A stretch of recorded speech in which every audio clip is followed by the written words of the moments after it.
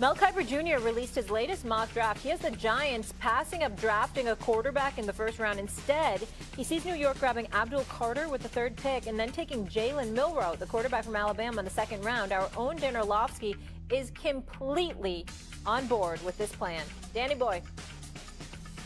If I could handpick one team for Jalen Milroe, it would be the New York Giants in the 2nd round. This would be the ideal situation. If you got Jalen Milroe, you can go full Lamar Jackson rookie mode, where here comes 15 times a game. Because this young man, while he's improving as a passer, is an absolute rocket ship with the ball in his hands. This would be the perfect place for both the player and the organization. Danny. You don't like this Oh, pick? he's a turnover machine. I wouldn't go near him. Did anybody see the Tennessee game last year up in Knoxville when he 9,000 interceptions? Or how about the time in Vanderbilt when they couldn't win? Or how about the championship game against the semifinals at the Rose Bowl against Michigan when he ran the sneak instead of got out of the play, which cost him a chance to tie Michigan in the Rose Bowl? He killed Alabama.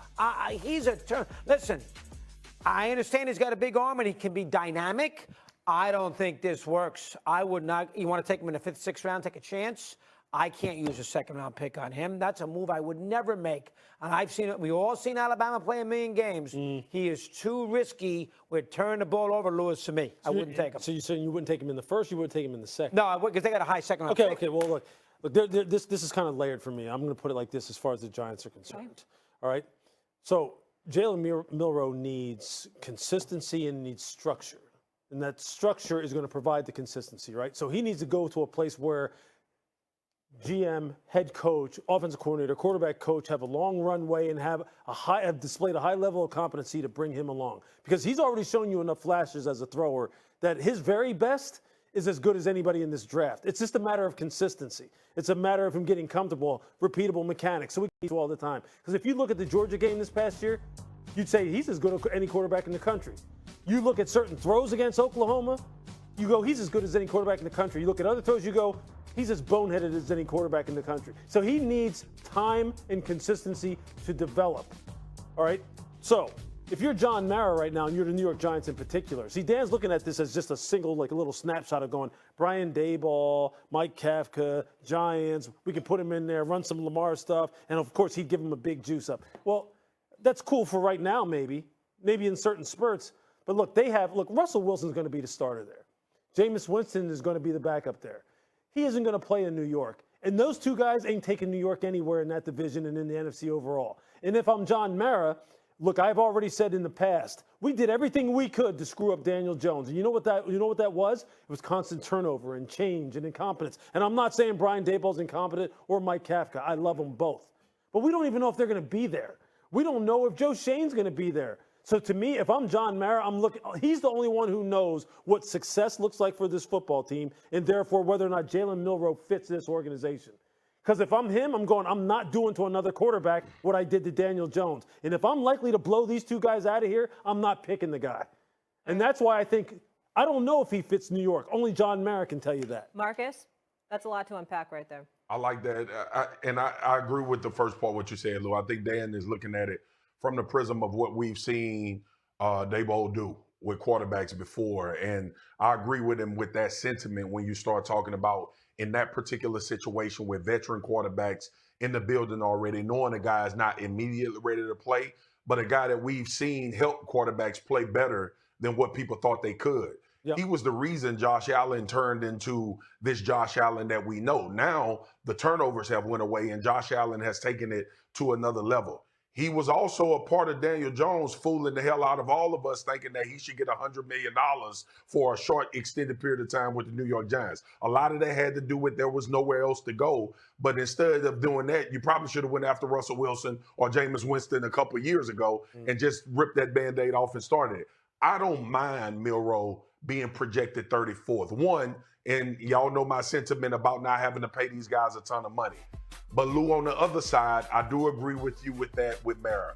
If this coaching staff is not going to be in place, if this is the year where you make a determination, if you need to go a completely different direction with your general manager and your head coach, this is not the draft pick to take. you take a guy that is going to fit any situation. And usually that's guys that play premium positions on the lines of scrimmage, or you take a cornerback or somebody that can play in any system. With that being said, though, Joe Shane, your time is ticking anyway. And I have been waiting to say this for a year. Saquon Barkley went to Philly and led that team to a Super Bowl. You had a decision to make about what this team would be and what they would do identity-wise for the New York Giants. You decided to go another direction. And I know you didn't do that without the ownership having to at least be on board somewhat, even though we heard what the owner said about if he saw Saquon Barkley go to Philly and have a tremendous amount of success. So whether or not they have a good season, Joe Shane will be gone based on a bad season. I'm not sure about Brian Daboll. I think there's a little bit more confidence in the head coach than it is in the general manager. Let me say one thing about Barkley, since Swagoo brought it up. I don't know any Giant fan who regrets may not like the fact he went to Philly. Every Giant fan that I know understands why they did that. They were 6-11 the year before that with Barkley. It's like having a great closer. If you have the great running back, you'd have a good team ready to win. The Giants weren't ready to win. So I don't have any problem at all. And most Giant fans don't either. Don't like the fact they went to the Eagles because it's a rivalry. But they weren't going to win with Barkley anyway because they weren't ready to win the games. So I'm okay with that. Yeah, the only thing I say to that, though, is, when the hell are they going to be ready to win games? Well, they weren't ready to win last year. You knew that.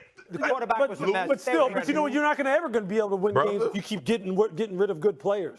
And he's what they do the year before. He was the face of the team. What they do last year before. He wanted to come back there. He would have probably taken a lesser contract to come back. His career there. He wanted to finish his career. No, you know what? See, I'm not with that. I'm not with that. No way. You can't just continually get rid of good players and then go, well, we're not ready to win now. Well, no kidding, you're not. But they were not going to win with him anyway. They didn't win a year before when he had a big year. Well, you know what? What about having someone to watch? A star on the team. Well, I mean, what do you do? You just get rid of every good player that you have? It's a running back. If you're not ready, but beyond that, don't you have to have good players in order to start? All right, one at a time. Go ahead. What's Swagoo?